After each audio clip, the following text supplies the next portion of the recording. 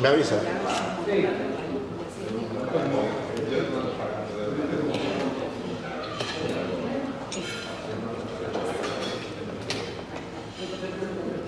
Reanudamos este conversatorio del almuerzo del Grupo Corripio con don Miguel Seara Hatton, ministro de Medio Ambiente y Recursos Naturales. Iniciamos esta segunda ronda de preguntas y respuestas con don Nelson Marrero.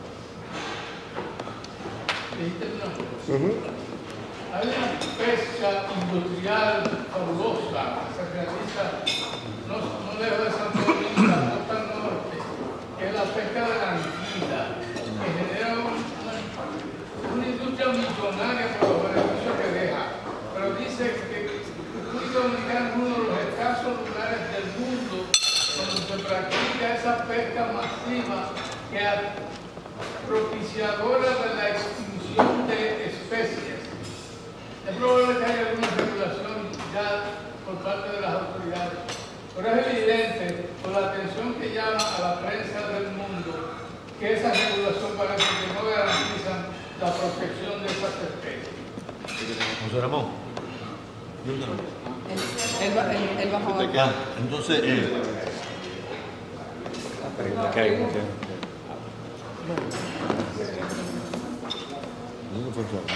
la realidad es que no es que es la única que se pesca en el mundo, es quizás de las pocas que quedan, porque ya en los otros países que lo permitían ya no quedan.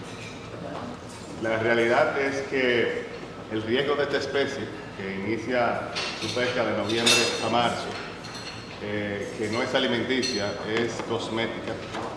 Las larvas de la angula se usan para extracción de colágeno por el resto de su vida hasta que crecen y después lo mandan a hacer sushi.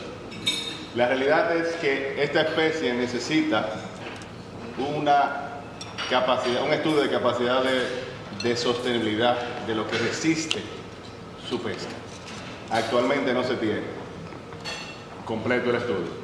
Nosotros sometimos en Panamá hace aproximadamente en marzo la inclusión de la especie en CITES para que sea controlado con la misma estructura de permisología que lleva el comercio de especies, de trasiego de especies a nivel internacional.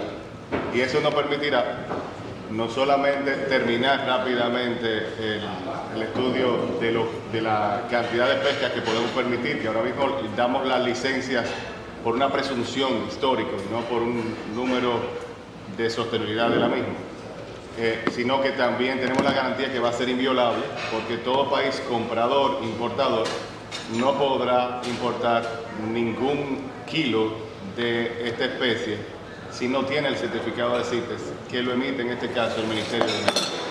Eso es un proceso. En este caso recibimos apoyo de Costa Rica, Panamá y México en la última reunión en Panamá. Y estamos obviamente tratando de lograr que sea incorporado en la COP de CITES el año que viene en África. Joel, del periódico. ¿Dónde lo compran? ¿Dónde lo compran? ¿Quién compra? ¿Quién compra? Lo compra Canadá, lo compra Estados Unidos, lo compra, se exporta hacia Asia, pero a través de puntos de América. Es caro. El kilo ahora mismo, el kilogramo está cerca de los $2,000. Es una actividad económica importante para los municipios y las comunidades.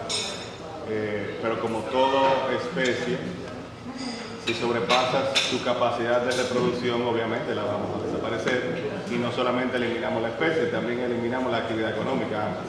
Entonces tenemos que garantizar con procesos sostenibles a que estén las dos. Joel. Bien, gracias, Monero. Joel Suero, periódico Hoy Digital. Mi pregunta para la viceministra, con algo de cambio climático, es que las Naciones Unidas hacen un esfuerzo cada año por reunir personas de diversas, líderes más bien, de diversas nacionalidades, para estudiar ese aspecto, especialmente del cambio climático. El pasado año, en Glasgow, República Dominicana habló, presentó mociones relativas a la deforestación, reforestación, etc. Este año en Egipto, que será la COP 27, ¿cuáles son las propuestas que tiene en mano República Dominicana para presentar en ese escenario y qué respuestas han habido de manera global en cuanto a las propuestas en el 2021? Sí, mira, la República Dominicana estuvo representada en la COP26 en Glasgow, ha estado representada en diferentes COPs a través de los años y estará nuevamente representada en la COP27 en Egipto, en Sharm el Sheikh, que será en noviembre. De las prioridades que llevamos como país son relativamente similares a las del año pasado en la COP26, que es mantener la meta del 1.5 grados Celsius de temperatura promedio global que se cumpla, porque el camino en que nos encontramos en el status quo, si continuamos nuestro desarrollo económico de la manera que lo estamos haciendo, vamos dirigidos a llegar a la meta de 2.7 grados Celsius. Eso significa una sentencia de muerte para muchas islas, para otras impactos económicos más grandes, más altos de lo que podemos asumir. Llevamos también la meta de mayor financiamiento hacia la mitigación y adaptación al cambio climático, enfocándonos principalmente en el financiamiento para la adaptación. El promedio de financiamiento para la adaptación ha sido bastante bajo.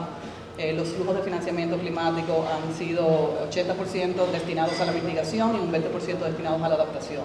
La mitigación, naturalmente, son proyectos interesantes porque son proyectos generalmente bancables, como proyectos de energía renovable, y lo que queremos es que por nuestra condición de isla, la adaptación es sumamente importante. Entonces queremos un balance en el financiamiento de mitigación y adaptación, pero también queremos que el financiamiento sea más efectivo, más eficiente, que llegue a tiempo, que responda a las reales emergencias y necesidades de nuestros países, que somos los más vulnerables. Un promedio de un proyecto de cooperación internacional sometido a uno de los fondos climáticos internacionales se toma 3 años en aprobar, 2 años, 3 años en aprobar. Eso nos responde a la urgencia que nos presenta la crisis climática. Entonces, esa es otra de las prioridades que llevamos. Llevamos también la inclusión en el texto de lo que es la reducción de los incentivos hacia los combustibles fósiles, que se mencione textualmente que se debe de reducir los combustibles fósiles y también hacer una transición de la generación de energía a base de carbón y a base de petróleo. Nosotros también, sí, la última prioridad que llevamos, una prioridad que es una iniciativa de la coalición de islas que viene trabajándose desde los años 90 y que no ha podido ser exitosa, y es un financiamiento dedicado para lo que son daños y pérdidas.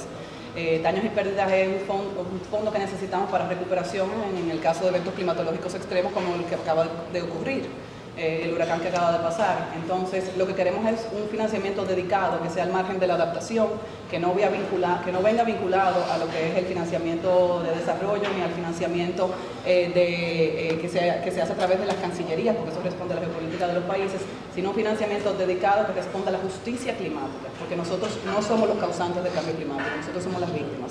Entonces necesitamos que ese financiamiento llegue de manera incondicional y llegue ese apoyo sistemático. Esas son las prioridades que llevamos. ¿Cómo luchar contra países como China, Estados Unidos, que son los responsables del cambio climático, como son un país tan pequeñito por un lado? Por otro, ¿cuánto aspira la República Dominicana de ese fondo? O sea, ¿cuánto dinero aspiraría que le pagaran? Y tercero, ¿en qué invertirían específicamente esos fondos? La República Dominicana no negocia como un país individual solamente, sino que negocia en grupos. Negocia en lo que es la coalición de islas, que son todos los países insulares, negocia también en lo que es la coalición de países de bosques, de naciones que tienen bosques, y negocia también en el grupo de lo que es el G77 más China. Es un grupo más grande. Nuestras prioridades están más alineadas a lo que es la coalición de islas y al grupo de países con bosques. Entonces nosotros negociamos como bloque, usualmente las prioridades están bastante alineadas y así logramos impulsar más las iniciativas que nosotros queremos, que entendemos que son prioritarias. Por eso el tema de financiamiento para pérdidas y daños lo hicimos en coalición con todos los grupos de negociación de países en desarrollo. El principal enfrentamiento que encontramos era de un manojo, literal, 3 países desarrollados que no querían este financiamiento por temas políticos. Entonces, continuamos con la lucha. Ya hay un reconocimiento de Dinamarca, por primera vez en la historia un país desarrollado reconoció que es necesario financiamiento a pérdidas y daños y destinó fondos. En cuanto a tu segunda pregunta, ¿Cuánto necesitamos? Vamos a necesitar una cantidad dependiendo de cómo vayamos enfrentando los efectos adversos del cambio climático. Se ha identificado que de aquí al 2030 necesitamos aproximadamente 8.000 millones. Eso está plasmado en lo que es nuestra contribución nacionalmente determinada, que es un análisis que se hizo de forma participativa con todos los sectores para identificar, uno, cuáles son los sectores que más impactan, que más gases de efecto invernadero emiten, cuáles son los sectores que debemos de priorizar para mitigar y cuáles son las áreas que debemos de trabajar, o sea, cuáles son las acciones que debemos de llevar para crear mayor resiliencia, aumentar la resiliencia del país. Y ahí se han identificado acciones específicas en cada uno de esos sectores. El principal es el sector de energía, incluyendo transporte y electricidad. El segundo es el sector AFOL, que es el sector que tiene que ver con agricultura, bosques y cambio de uso de suelo. Entonces, las principales iniciativas están en ese sector. Y tenemos las iniciativas de adaptación, que ya son las iniciativas que nosotros necesitamos para aumentar nuestra resiliencia. ¿Se ha cuantificado cuántas son las pérdidas anuales como consecuencia de los efectos del cambio climático en la República Dominicana? Estamos en proceso, es un estudio que estamos llevando, son varios estudios que se están llevando dirigidos a tener un número que nos informe sobre cuáles son los daños en general, los impactos que tiene económicos del cambio climático. Estamos haciendo un clasificador del gasto climático para ver cuál es la inversión del gasto climático. Estamos trabajando también en la valoración de nuestro capital natural para ver cuánto nuestro capital natural aporta a la economía de la República Dominicana, y estamos haciendo un análisis de todos los eventos hidrometeorológicos y los impactos que hay, por ejemplo, en los diferentes sectores productivos en el marco de los efectos del cambio climático. Pero quiere decir que no sabemos. No, todavía no lo sabemos. Emilio y luego Rosario.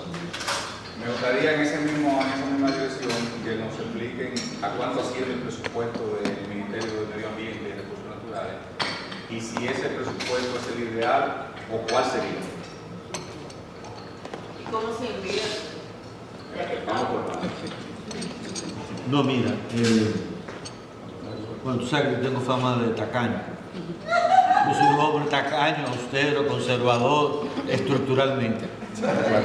Con convencimiento lo reivindica. Lo reivindica. Yo creo que con lo que estamos recibiendo en este momento nos da alrededor de 3.000 millones. O sea, tenemos como 12.000, pero tenemos que transferirlo al INDRI, o sea, a una serie de instituciones. Hay 8 instituciones que reciben transferencia directa, están adscritas al Ministerio del Medio Ambiente y sencillamente se transfieren. Creo que hay recursos por ahora. Hay recursos, nosotros vamos a acabar este año bien. Estamos comprando vehículos, comprando lo que necesitamos. Quizás vamos a tener problemas no porque nos falte recursos, sino por el procedimiento de compra, que tarda tanto a veces, ¿no? Pero en general, más o menos tenemos los recursos. Yo creo que el próximo año vamos a tener ya por lo menos con el equipo del área financiera vamos a tener una idea más clara de las necesidades. Rosario. En ese sentido, muy breve.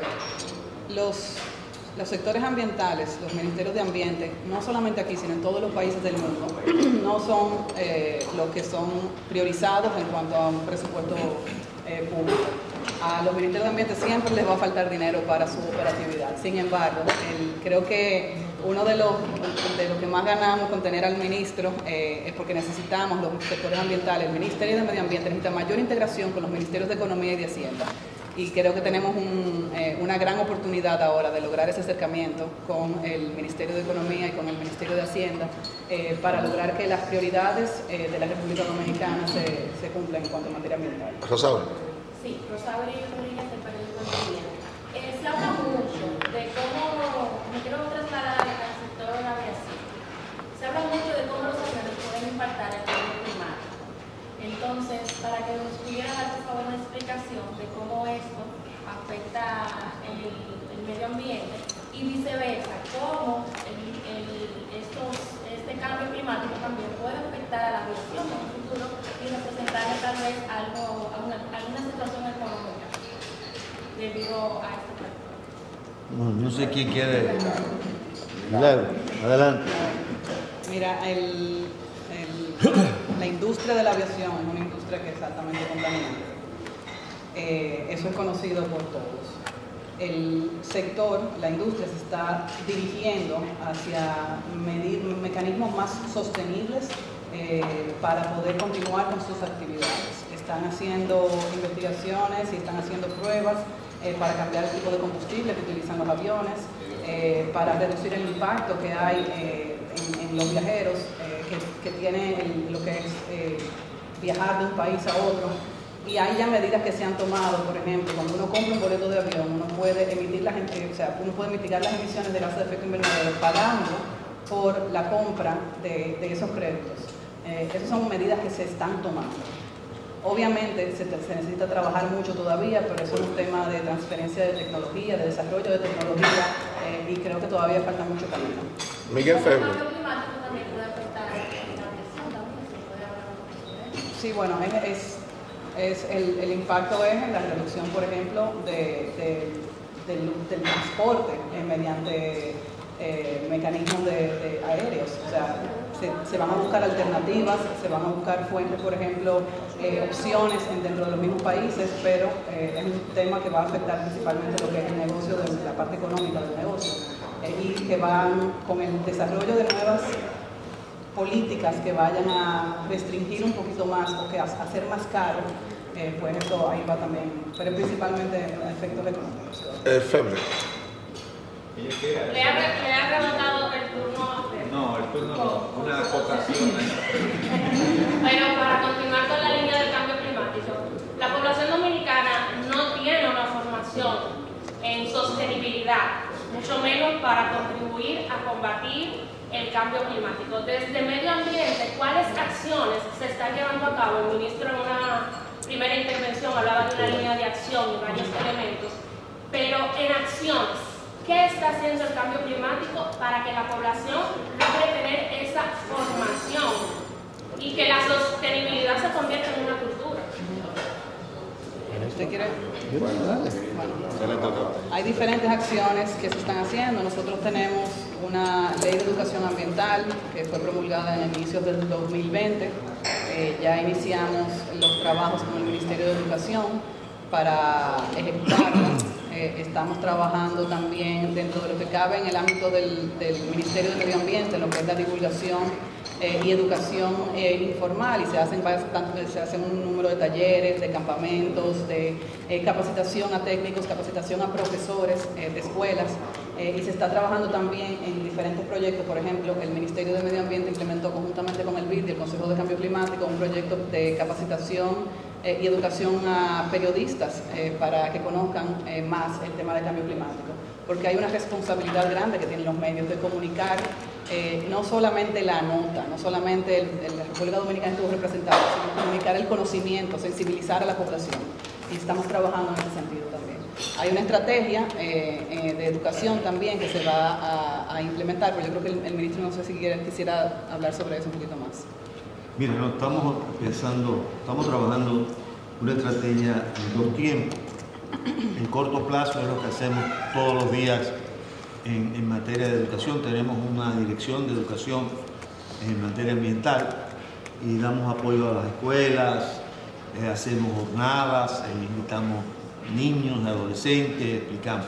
Eso es una parte importante, pero estamos también en este proceso de transversalización del tema ambiental en las escuelas, desde primero de primaria, desde toda la educación preuniversitaria. Yo soy partidario de que el tema ambiental se dé como una materia. Miguel Seara, ¿no? Pero los pedagogos dicen que no, que debe ser transversal. Bueno, yo pensaba en mi ignorancia profunda sobre el tema pedagógico que lo ideal sería dar ambiente 1, 2, 3, 4, 5, con profundidad y contenidos diferentes, porque hay suficiente material para todos los 12 años del preuniversitario, ¿no? Así que en realidad ese va a ser nuestro gran reto del futuro, ¿no? Ese es nuestro gran reto y que lo estamos viviendo ya. Seríamos dos ignorantes, yo creo eso igual que usted. Ah, sí. Bueno, ya somos dos. Me preocupa, ya estoy coincidiendo. Coño, es un tema de preocupación. Lo pueden cambiar por religión, que lo dan por semana. Por ejemplo. Estoy de acuerdo. No hay que cambiarlo por religión. Religión nada más lo dan en la escuela católica. No, la escuela católica. Si tú no quieres eso, inscríbelo en una escuela pública. Atrasada, alguna escuela pública atrasada. Eso es verdad, porque tú no tienes obligación de meter a tu hijo en un colegio católico. Claro. Nosotros tenemos colegios católicos para adoctrinar a los muchachos. Que esté claro.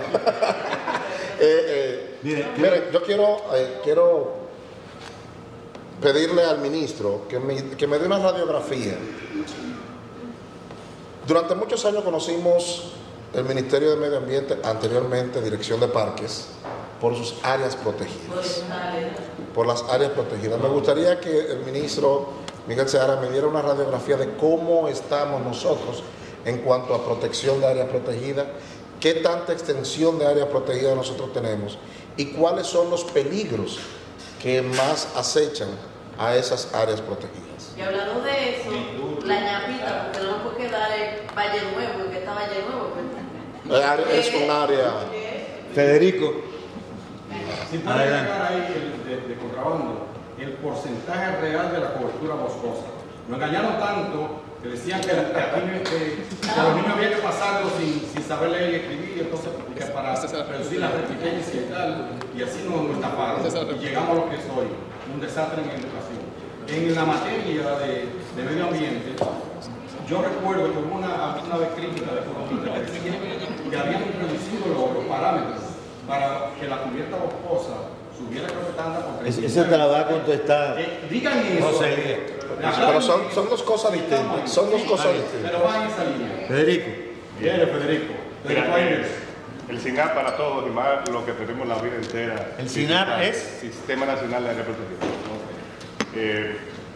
Lo ampara la ley 202 de 2004, la ley sectorial. Tiene las mismas amenazas que tiene cualquier espacio ambiental de la República Dominicana. Como dice el ministro, para protegerlo al 100% necesitáramos prácticamente un policía por cada dominicano, que esa no es la idea. Nosotros comenzamos con el análisis completo del SINAP hace prácticamente 2 años, viendo la debilidad de su protección.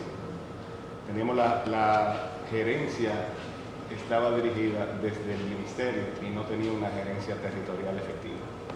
Nosotros comenzamos reestructurando el sistema más eficiente, que ya por algunas situaciones ha podido estar un poco, perdón, no sé si salí, repito, no. Bueno, bien, comenzamos con la reestructuración gerencial del SINAP, distribuyendo una gerencia de territorio donde se distribuyó que los administradores reportaran a una supervisión directa de allá y que esa supervisión del territorio reporte efectivamente al ministerio.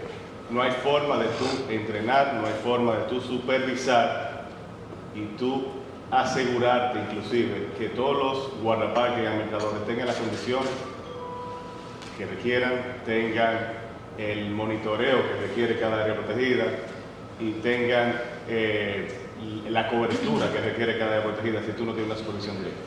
Eso ya está en proceso de implementación, inclusive hay un plan que comenzó de abajo para arriba, proponiendo la mejora de calidad de vida de los guardaparques, un proyecto que ya debe estar prontamente terminado, y otro es desde la gerencia, desde arriba hacia abajo. Eso es la parte de protección. Ahora, la mejor protección no es la que hagamos con guardias.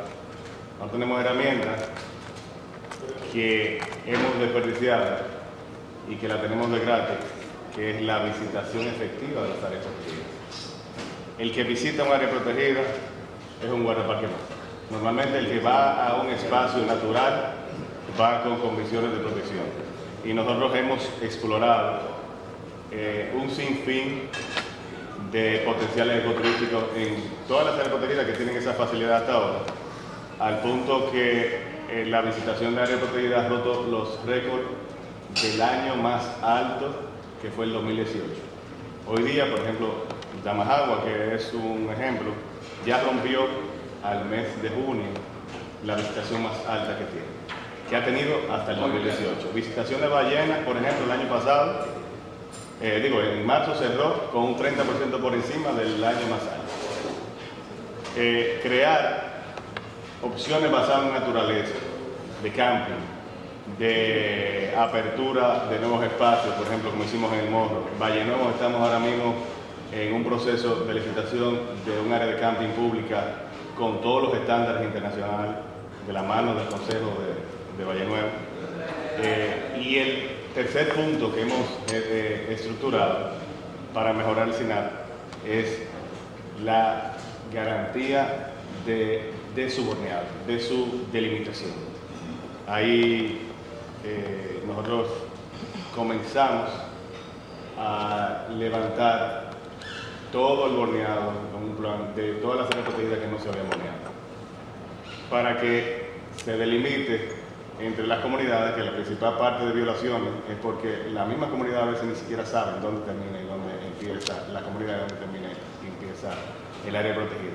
Eso va de la mano del plan de titulación de las áreas protegidas. El presidente ha enfocado mucho esfuerzo que toda área protegida, por lo menos categoría 1 y 2, que tenga territorio, debe estar titulado a nombre del Ministerio de Medio Ambiente.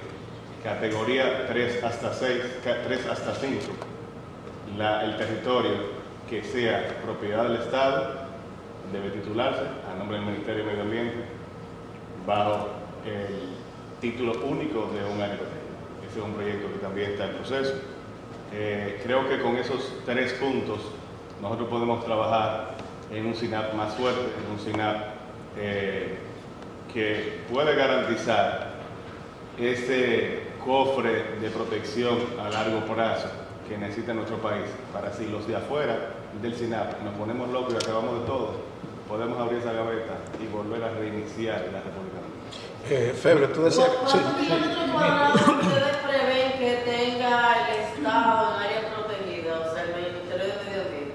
Bueno, el SINAP tiene 26% del territorio nacional. Obviamente nosotros no tenemos ni siquiera, no creo que en los 100 años posibles tengamos capacidad económica para comprar toda esa titulación, pero la meta es por lo menos garantizar el 100% de la categoría 1 y 2, que son reservas científicas y parques nacionales, y el resto, que es todo terreno sin sanear, que quede en territorio de área protegida, debe titularse a menos del Ministerio de Medio Ambiente. Esa es la primera etapa. Obviamente, ojalá pudiéramos titular todo y ponerlo todos al nombre del Ministerio y que ya sean inviolables, pero hay derechos previos a la declaración de la ley en prácticamente el 50% de las áreas protegidas. Es sobre lo mismo pues entonces vamos a pasar con la cobertura boscosa. Hace poco más de 100 años, en 1909, teníamos 85%. Siga. Teníamos 85% de cobertura forestal, 8,5%. Fue declinando y en 1966-67 teníamos 8% de cobertura. En los 80, temprano, implementamos el certificado de plantación con derecho a corte, los planes de bosque de manejo sostenible de bosques, y comenzó a incrementar la cobertura junto a la educación de la población y la fortaleza del Estado de implementar eso. Y ha ido ascendiendo. En el año 2000 ya teníamos 25% de cobertura. Y el inventario más reciente del 2021 reporta 37.65% de bosques, más un 5% de cobertura en sistemas de café y cacao, pero con árboles encima. Eso suma un 43% de cobertura forestal. No obstante, debo decir que la calidad de esa cobertura requiere ser mejorada y la cantidad aumentada. Cuando inició el ministro Miki Seara, don Miguel Seara, una de las primeras medidas que tomó fue poner un stop a los cortes de las fincas energéticas para hacer una evaluación y ya creo que lo reanudaron. ¿Qué resultado arrojó esa evaluación y esa reanudación? ¿Bajo qué condiciones se dieron? en realidad había personas que creían ser más vivos, entre comillas, que los demás, y a veces con un permiso que se le otorgaba